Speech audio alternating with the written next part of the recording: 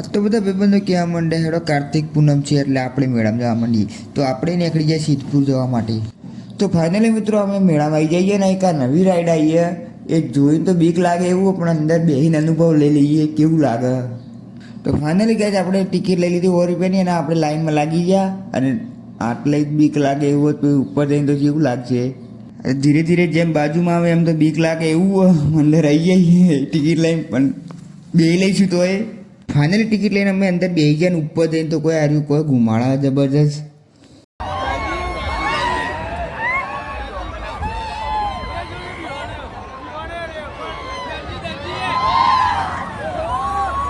Finally નવી રાઈડમાં અમે બેહીને આવી ગયા, પણ હવે મોની લીધું કે કદી ના બેહીએ નવી રાઈડમાં. બહુ મજબૂત રાઈડ હતી પણ મજા આવી ગઈ.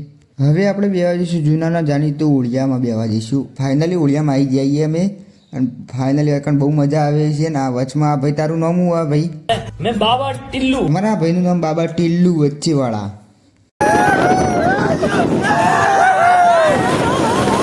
તો ફાઇનલી બગાય સોડિયામાં બેહાની બહુ મજા આવી ગઈ. તમે પણ આવો તો બેજો એટલે મેળામાં. અને પેલામાં કદી બી હતા ના તમે.